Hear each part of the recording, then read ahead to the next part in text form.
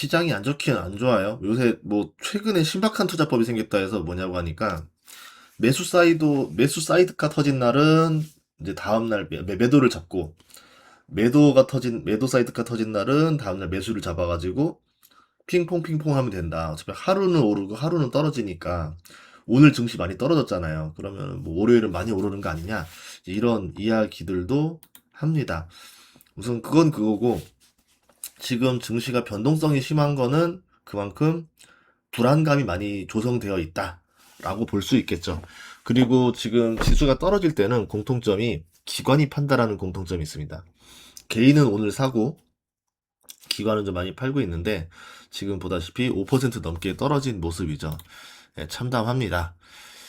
한국 증시 분명 9,300까지 갔던 적이 어제 같은데 어제가 아니죠. 한 달 전이었잖아요. 근데 갑자기 지금 뭐 이렇게 조금 약간의 뭐 이야기에 바로 밀려버리고 이런 모습들을 보면은 좀 체력이 안 좋은 거 아닌가? 그러니까 이번에는 확실히 실적이 있었으니까 실적 가지고 오르니까 당연히 이건 되는 거 아니냐라는 생각을 했는데 또 시장에서는 그렇게 보지 않는 거죠. 실적이 다가 아니야. 이제 또 분위기와 뭐와 이런 매크로적인 이유들이 있는 거야. 라고 하면서 또 시장을 떨어뜨립니다. 구글 알파벳 것도 봤듯이 천하의 구글이라 하더라도 돈 정말 잘 벌잖아요. 검색 시장 90% 장악했죠. 거기서 나오는 광고도 있죠. 스마트폰에서 아이폰 아니면 안드로이드 아닙니까? 안드로이드에서 나오는 거기서 판매되는 어플당 판매되는 수익의 쉐어들, 운영체제에 대한 수수료들, 그리고 유튜브에서 나오는 광고들, 애드센스부터 시작해서 엄청나게 들어온단 말이죠.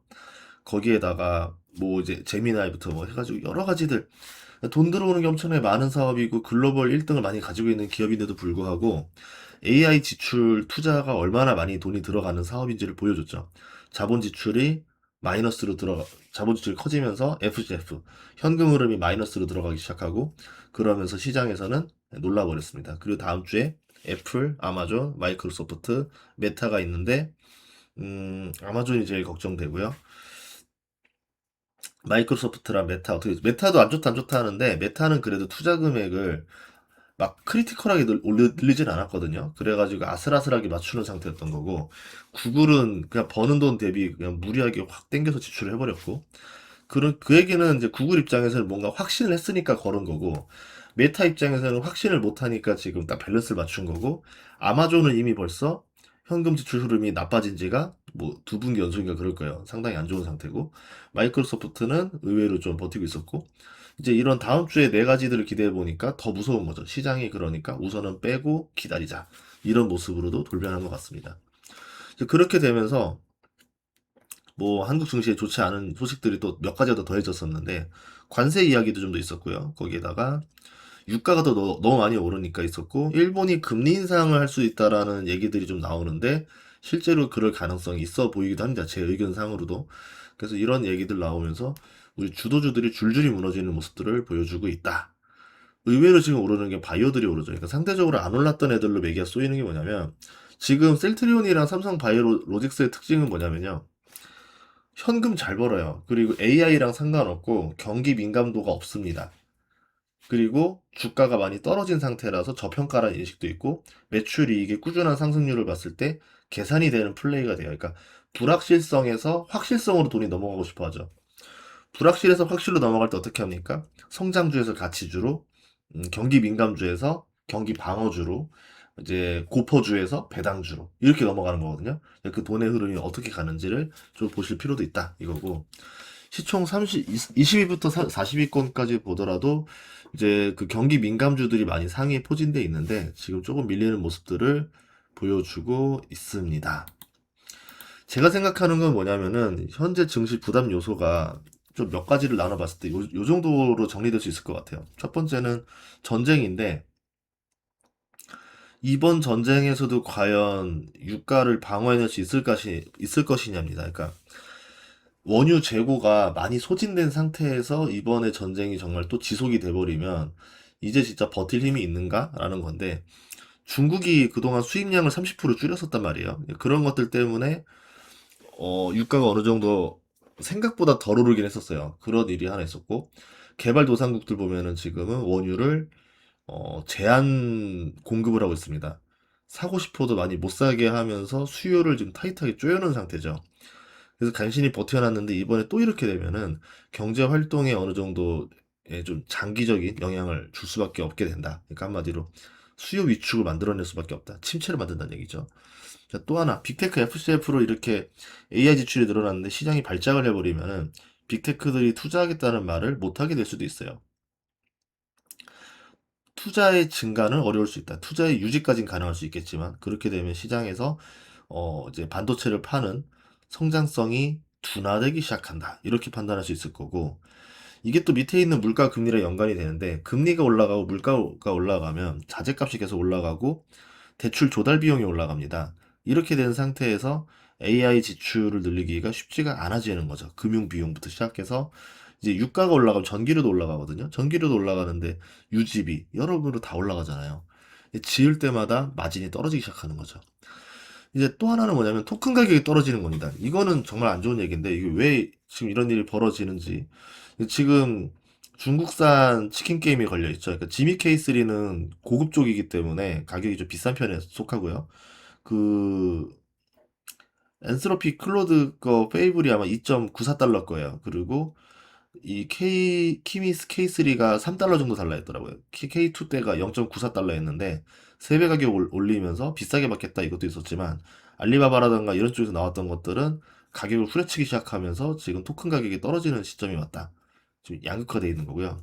그 다음에 연준이 매파로 돌변한다라는 얘기들이 좀 나오면서 금리 인상 기조가 좀 많이 나올 것 같다는 얘기도 있고 지금 일본의 엔화가 163엔입니다. 그 얘기는 160 아래로 떨구기 위해서 금리 인상을 할 계획이 없었던 것도 해야 되는 상황이 올 수 있다.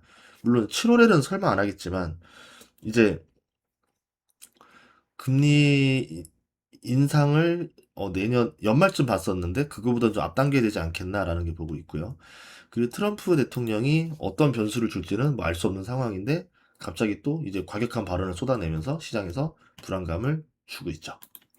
자, 하나씩 보면 미국 전략 비축률가 상당히 안 좋습니다. 그때 많이 쌓아놨었다가 이번에 유가를 방어하기 위해서 전략 비축률을 정말 많이 썼어요. 저번에도 많이 썼었고, 그러니까 러우전 때 신나게 써놓고서 충원을 못 해놨어요. 근데 이번에 충원을 좀 하려고 하는 사이에 갑자기 이렇게 된 겁니다. 그러니까 이 얘기가 뭐냐면 전략 비축류가 채워서 넣는 것도 시간이 오래 걸리고 쓰는 거는 금방이라는 거죠. 지금 거의 뭐 수직 낙하하듯이 떨어지고 있는데 1900 거의 뭐 80년대 수준의 비축류까지 내려온다. 근데 그때랑 지금이랑 다르잖아요. 하루마다 쓰는 그 석유 양이 달라졌는데 지금은 석유 양이 많이 줄어버렸다는 거죠. 과거에 2010년도에 지금 70만이 넘었었던 게 25만까지 떨어졌으니까 지금은 더 이상 비축률을 더 쓰는 게 부담스러울 수 있습니다. 왜냐하면 또 전쟁 요소까지 있기 때문에. 또 하나는 이제 바브 엘만 대부 해협이 지금 막히는 건데 지금 예멘인 후티 반군한테 이란이 무기를 제공해 주겠다 이런 얘기를 했어요. 이번 달에. 그렇게 되고 그쪽으로 나가는 그 원유 루트가 12%, 호르무즈 해협이 25%니까 두 개 합치면 37%가 막힙니다. 그렇게 되면은 아시아끼리 막히는 거예요. 그러면 이제 사우디를 통해서 뒤로 나가는 거, 뭐 이라크나 쿠웨이트 쪽으로 뒤로 나가서 유럽으로 나가는 길은 문제가 없다는 거죠. 그러면 아시아가 선택할 수 있는 방법은 하나밖에 없어요. 사우디 뒷길 걸 받아서 이거를 수에즈 운하를 통과해서 아프리카를 돌아서 다시 들어오게 되면은 한 달 정도 더 걸릴 겁니다. 한 달? 예, 그죠, 걸리겠죠. 그러면은 배가 더 많이 필요할 거고 그 사이에 석유가 다가오는 속도가 더 늦어지게 되니까 뭐 하루마다 오던 게 이틀마다 온다던가 이렇게 돼야 되니까 국내 뭐 아시아 쪽은 석유 수급이 좀 더 난리가 날 수 있겠죠. 결국 아시아 물가가 오르는 소리고 이렇게 되면은 더 많은 유가 상승 요소도 나올 수도 있지 않나라는 것들도 보이고 이렇게 되면은 장기 계약으로 미국 쪽으로 예약을 돌리겠다는 것들 수요들도 늘어날 수밖에 없다. 근데 그렇게 한다 한들 백길을 봤을 때 중동으로 가는 백길 대비 미국으로 가는 백길이 훨씬 더 깁니다. 그러면은 한 20일 정도 더 보거든요. 그러면 배가 더 많이 필요해지겠죠. 요것도 하나의 상상력이 될 수 있을 것 같고요. 자, 미국 10년물 국채금리가 4.7을 넘었는데 진짜 안 좋은 거예요. 이런 경우는 흔치 않고 예전에 5% 다가갈 때 발작했던 적이 있었고 일반적으로 4.55를 넘어도 좋지 않게 보고 있습니다. 근데 지금 그냥 순식간에 돌파해 버렸어요. 이렇게 되면은 다시 이제 강달러 현상으로 돌변하는 거고, 다시 이제 약 원화, 원화의 약세. 그러니까 우리나라 환율이 상승할 요소들이 많은데 지금은 SK 하이닉스 ADR 빨로지 버티는 거고, 이게 끝났을 때 어떻게 될지는 좀 봐야 될 것 같습니다. 그리고 금리 인상을 한 번 정도 보고 있고 9월 보고 있고 두 번 더 할 거로 보고 있단 말이죠. 내년 3월, 내년 5월 이게 지금 시장에서 그 선물 지수를 돌아가면서 보는 것들인데 이렇게 보고 있고 10년물 4.7, 실질금리 2.4 하면 기대 인플레가 2.3인데 기대 인플레가 여기서 더 올라가기 시작하면 어떻게 될까요? 3까지 올라가면 어떻게 될까요? 그럼 10년물 금리가 5.4를 찍습니다. 이러면 시장에서 안 좋아할 수밖에 없는 것들이 널려 있다. 결국은 전쟁을 멈춰야 되는데 미국이 전쟁을 멈출 기미는 이제 보이지 않는다라는 거죠. 그러면은 이란을 엄청나게 세게 두드릴 것 같은데 세게 두드려서 아예 그냥 핵 시설 자체를 다 파괴해버리겠다. 핵 자체를 다 파괴해버리면 핵 개발을 못 하잖아요. 그러고 나면은 이제 핵을 포기하겠지. 이제 이런 관점으로 다시 협상으로 갈 것 같은데 그때까지는 좀 시장에서 좀 놀라지 않을까라는 생각들이 있고요. 이제 이런 얘기였었던 겁니다. 사우디의 핵농축을 허용한다는 얘기는 뭘까요? 이거는 일종의 이란을 꼬시는 패일 수도 있어요.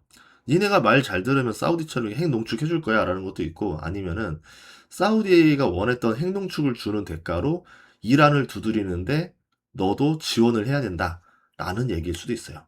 뭐 이런 얘기들이 돌면서 시장에서는 최근 들어서 악재만 계속 나오고 있는 상황이다 이거였었고요.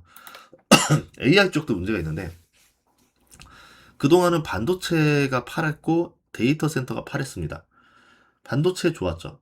장비들, 메모리 가격 좋았고, 데이터 센터들 돈 잘 벌어서 좋았고, 그리고 AI들도 토큰 가격이 계속 올라가니까 좋았어요. 파란색, 파란색, 파란색이었다가 최근 들어서 토큰 가격이 떨어집니다. 그러면은 AI 쪽은 안 그래도 적자였는데 토큰 가격마저 떨어지면은 나쁜 게 더 나빠지고 있는 거고요.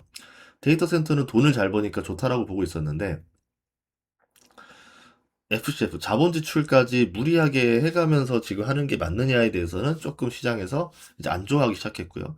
그럼 반도체는 AI 데이터 센터를 많이 많이 지어야 돈을 많이 버니까 좋았는데 지금 뭐 구글은 그렇게 한다고 하니까 뭐 현금 흐름이 적자로 돼도 계속 투자는 더 늘린다라고 하니까 지금은 좋은데 분위기가 다음 주에 따라서 또 어떻게 될지 모르는 거예요. 그러니까 이 세 개가 다 초록색이었던 게 갑자기 신호등으로 바뀌어버리면서 시장에서 불안성이 왔다. 이렇게 볼 수 있겠죠. 하나씩 하나씩 보면은 메모리 가격은 문제가 지금 없습니다. 예. 가격이 떨어지지 않는다는데, 뭐, 물론 스팟 가격들이니까 어쨌든 뭐 그렇게 볼 수 있겠지만, 그래도 메모리 자체 쪽에서 문제가 아직은 없었다더라.